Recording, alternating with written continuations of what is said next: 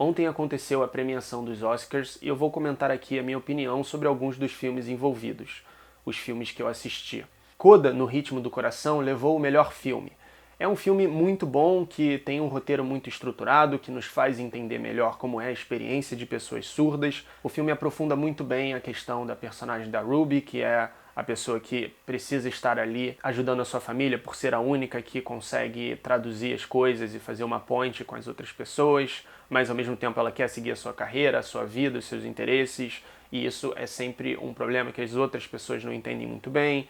Eu acho que o filme lida bem, eu acho que é um conflito interessante e funcional, mas a minha questão é que eu gostaria de ter visto o filme experimentar mais com a linguagem, né? Os momentos, poucos momentos que ele experimenta com o som, que ele tira, por exemplo, o som, são muito legais, mas eu acho que a história dava margem para muito mais disso. É um filme que funciona, mas eu não acho que é o melhor de todos aqueles. Isso faz parte da tendência da premiação, né? Que também olha muito para os filmes que falam sobre questões de minorias, que têm, né, uma conscientização social para uma determinada causa, e isso é muito importante para os Oscars, né? Para a repercussão que essa premiação tem, né? E é só mais uma premiação, né? Hoje em dia muitas pessoas assistem como se fosse a principal premiação do cinema. É a que ficou mais popular, mas não é a única, né? Obviamente. Bom, eu acho que Ataque dos Cães é um filme muito mais interessante do ponto de vista cinematográfico. É um filme que tem uma direção muito meticulosa da Jane Campion, e eu gostei muito. Eu tenho uma análise aqui dele no canal, você pode assistir clicando nesse card. Eu acho que é um filme que leva o western, né? Porque ainda se enquadra no gênero do western, sem dúvida, para um terreno novo, explorar questões diferentes, questões que na época, né, dos grandes westerns, assim, não eram sequer uma possibilidade, assim, né? A questão da homossexualidade, a questão da masculinidade naquela região, a solidão, o alcoolismo, tudo isso, e com a virada que o roteiro consegue fazer, né? E como que ele consegue contar tudo visualmente, é o filme mais visual de todos, assim, desses, né, que a gente viu nessa premiação, assim. Eu acho que é o que tem a decupagem mais bem trabalhada, né? E isso para mim conta muito para melhor filme. Não é à toa que ele ganhou a melhor direção. Dos filmes estrangeiros, eu assisti o Belfast e o Drive My Car.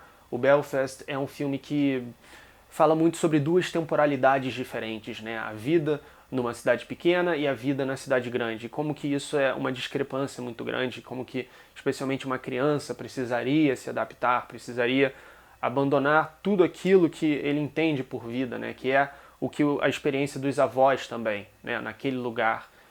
Que é o mundo deles, assim, sabe? São aquelas pessoas, todo mundo se conhece.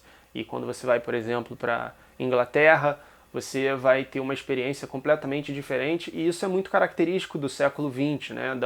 De toda a modernidade de maneira geral, que tem um embate entre modos de vidas, que eu acho que esse filme tematiza muito bem, assim como outras questões, né? Como a intolerância religiosa, conflitos recorrentes na história sobre isso, e a perspectiva de um garoto assim muito inteligente, e que a gente consegue ver o mundo através dos olhos dele, né? Eu gosto também de como que o filme incorpora diferentes estilos, assim, até diferentes gêneros, se a gente parar para pensar, ou referências a gêneros, né? Quando tem o duelo lá, né, com o gangster, é basicamente uma montagem muito semelhante à do The Good, The Bad and The Ugly, entendeu? É um duelo de faroeste, né? Ou então o momento que tem um canto, né?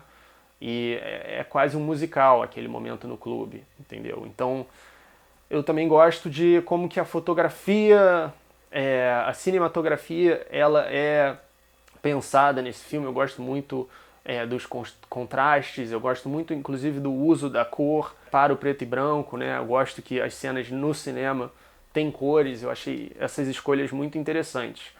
Mas eu acho que o Drive My Car realmente é um filme melhor, porque é um filme muito sério, muito forte, sobre luto, sobre perdas, né? E tem uma catarse muito grande. É um filme que é confuso em alguns momentos pelo excesso de declamações, pelo excesso de voice-overs, que são coisas relacionadas ao trabalho do personagem, né, no teatro, e você fica um pouco confuso no começo. Ele tem um início, né, quase que um prólogo ali muito extenso, e aí depois a gente vê os créditos iniciais assim já bem dentro do filme, que é um pouco não ortodoxo, né? Mas ele consegue sustentar isso pela força que a dor do personagem nos atinge, né? E por como que ele está vivendo a sua vida, está dirigindo o seu carro e está simplesmente lidando com essa perda, porque a perda, o luto, não é uma coisa que a gente lida por 2 semanas, 3 meses e pronto, é uma coisa com que a gente convive ao longo da vida. Eu acho que esse filme captura isso muito bem e tem uma relação muito interessante que se desenvolve com a motorista e aquele clímax catártico, né, que ela leva ele para o lugar onde a mãe dela foi soterrada e tudo mais, e eles botam para fora todo o sentimento de culpa e ajudam um ao outro, né, a lidar com essa grande realidade da vida humana que é a dor. E eu acho que o filme também tem uma direção muito sólida, gosto muito de como que ele trabalha com plano aberto, né, com poucos cortes, poucos movimentos. Lembrei muito do Tarkovsky em diferentes momentos também, muitos planos da cidade, muitos planos do deslocamento dos carros, o carro vermelho é muito fotogênico, tem um momento que é um ponto de vista, né, muito semelhante àquele do Tarkovsky no Solaris, né, que o carro entra no túnel e a gente vê tudo ali da perspectiva do motorista, né. Grande parte do filme se passa dentro do carro, né, se passa nesses momentos de intervalo, onde as dores vêm à mente, onde a gente precisa processar tudo o que está acontecendo e a gente fica sozinho, né? E no caso ele deixou de ficar sozinho, né? O carro era como uma terapia para ele também, embora ele trabalhasse já dentro do carro, né? Memorizando as falas e tudo mais. Ele deixou de ficar sozinho e teve a oportunidade de trazer uma outra pessoa para ajudá-lo a lidar com os seus fantasmas. Eu também assisti A Mão de Deus, do Paulo Sorrentino.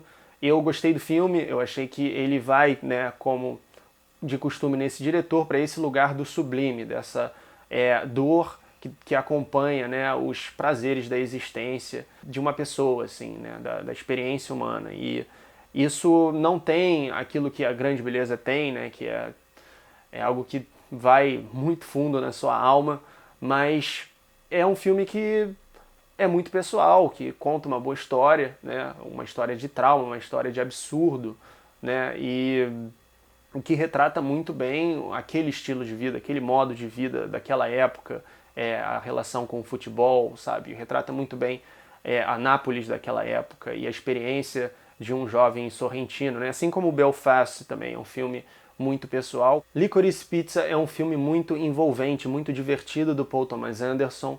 A gente tem o Cooper Hoffman, filho do Philip Seymour Hoffman, estrelando, né, no seu primeiro papel.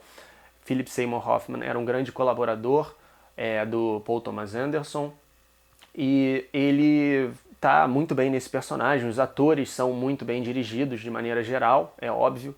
A decupagem também é sempre muito bem pensada. No entanto, eu acho que o roteiro ele carece de um clímax maior, né? Eu fiquei com essa impressão, né? Não tanto quanto o Vício Inerente, que eu acho que é um filme que se perde muito. Esse filme, ele, embora seja mais solto também em termos de roteiro, de estrutura, ele consegue manter, né, uma certa linearidade, que não é uma obrigação, mas que se você escolhe ter, eu acho que você tem que saber trabalhar.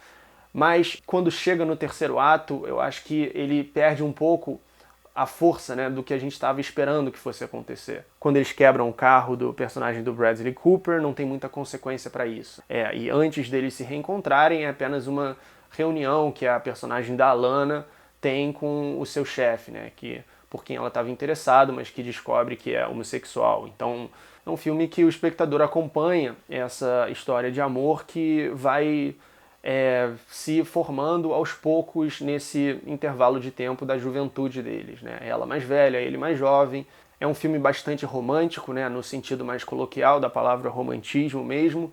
Eu, como espectador, senti falta de algo mais profundo, mais forte nesse terceiro ato, né? É um filme muito leve e divertido e envolvente, mas não está nem perto dos grandes filmes do Paul Thomas Anderson. Me lembrou um pouco o Boogie Nights, mas não tem aquilo que o Boogie Nights tem de conseguir tocar o público mais profundamente. Assim como outros filmes, o Punch Drunk Love, Magnolia, Sangue Negro, etc. Tic Tic Boom também é um filme muito legal, que é muito verdadeiro com relação à experiência de você ficar imerso num projeto, numa ambição criativa, e como que isso afeta completamente a sua vida, e que você vai perdendo um pouco o controle, e que tem todas as expectativas, as dificuldades, o tempo investido, e isso tudo fala muito comigo, né, como cineasta, também com qualquer tipo de artista. Eu acredito que vai ter uma voz mais forte, assim.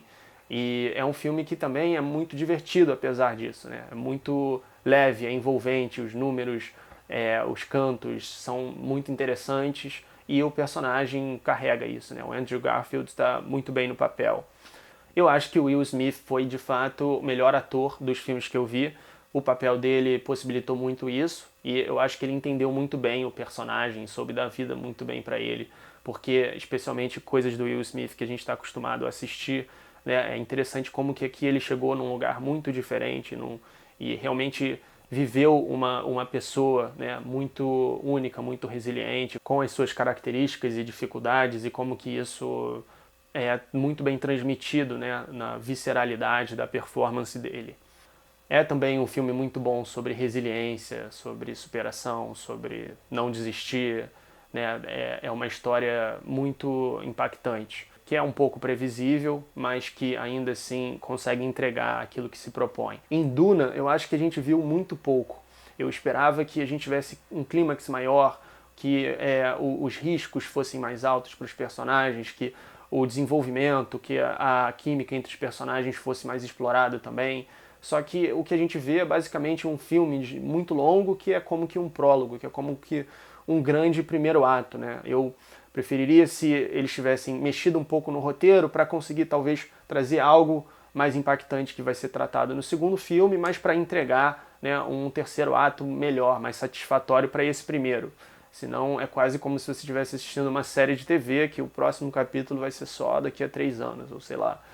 E eu acho que os méritos do filme são mais mesmo na parte técnica do que na parte de história. Eu gostei muito de A Filha Perdida, eu acho que é um filme independente, muito forte, né, muito real, que eu consigo enxergar aquele universo, aquela personagem, sabe, que não leva para nenhum lugar clichê, que mostra a sua dificuldade com ser mãe de uma maneira muito verossímil, né, que faz com que a gente que não tem essa experiência possa ter uma empatia e ver que às vezes as pessoas cometem erros e que isso não define necessariamente o caráter delas. Apresentando os Ricardos, eu acho que é um filme que não conseguiu atingir aquilo que ele queria, né? Que seria esse novo grande filme sobre Hollywood, sobre a dificuldade do show business e tudo mais, de um casal nesse meio, da Lucille Ball, né, que foi uma atriz que passou por muita coisa, assim, que, né, tinha essa dificuldade de chegar definitivamente ao estrelato, e a história gira muito em torno, né, do marido dela, que é muito bem interpretado pelo Javier Bardem, mas eu acho que o filme ele não conseguiu. É um filme que tem um roteiro meio previsível e que, embora tenha performances muito boas, né, a fotografia, a direção de arte, é tudo um filme muito preparado, sabe? É um filme muito encenado, assim, eu achei. E eu acho que isso atrapalhou de chegar num realismo mais forte, assim, de tocar o público, como outros que eu comentei. É um filme que você assiste e que simplesmente passa. Eu acho que ele não tem um impacto emocional mais forte, eu acho que isso recai sobre o roteiro e a direção. Bom, muitos dos filmes eu ainda não assisti. Eu não assisti O Beco do Pesadelo, eu não assisti Os Olhos de Tammy Faye, eu não assisti o West Side Story, do Spielberg, eu não assisti Madres Paralelas, mas se você assistiu esses filmes ou se você tem algum outro comentário a fazer a respeito do que eu expus aqui, dos filmes que eu comentei, por favor, fique à vontade para deixar a sua opinião aqui embaixo.